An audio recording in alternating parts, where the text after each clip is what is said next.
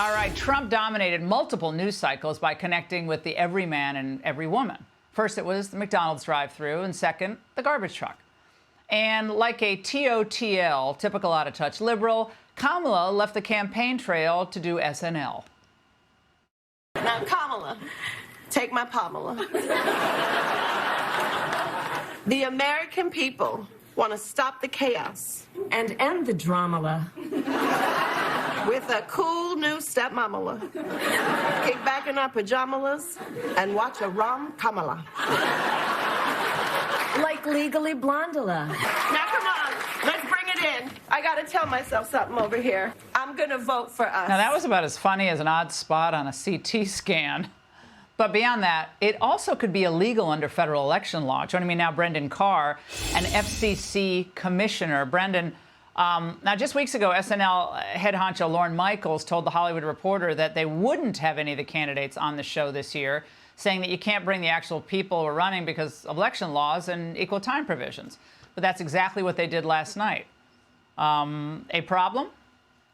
Yeah, look, this appears to be a clear and blatant effort by NBC to evade the requirements of federal law, in particular, the FCC's equal time provision. I mean, look, America's broadcasters have a very special privilege.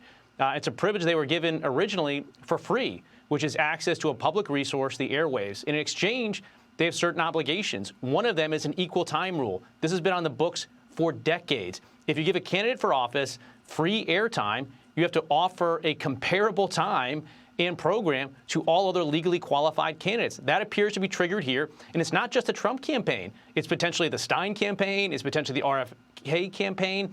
And also Tim Kaine, a candidate for Senate, was on later that same episode, which seems like it might give an opportunity for the Hung Cow campaign as well. I mean, look, media bias has been a big issue over these last couple of months and years, and this might just be Exhibit A of a broadcaster doing exactly what the equal time rule was designed to stop, which is putting a thumb on the scale before an election. Yeah, he admitted it. Hung Cow did not receive, who's the Republican Senate candidate in Virginia against the incumbent Democrat, Tim Kaine.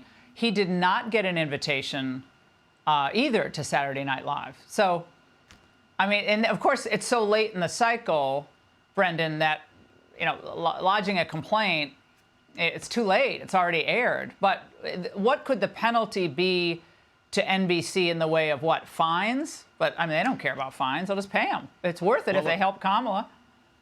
I think every single option needs to be on the table for the FCC, because we not only need to respond to this if this turns out to be a clear violation, as it looks like, but we need to make sure it sends a message to deter anybody from doing this again, whether it's to benefit a Republican or a Democrat. And we've seen this before, back in the 2016 cycle, when then candidate Trump and candidate Clinton were going on SNL. The then Democrat FCC chair, President Obama's FCC chair, spoke out immediately and said that we have rules on the books. They need to be enforced. The FCC's integrity depends on them speaking up now, too. Well, are you talking about the potential of pulling a broadcast license?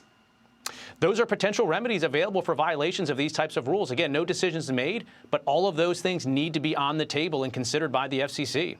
Well, they care about election interference and election integrity, but they really don't care. Brendan, thank you very much. Hey, Sean Hannity here. Hey, click here to subscribe to Fox News YouTube page and catch our hottest interviews and most compelling analysis.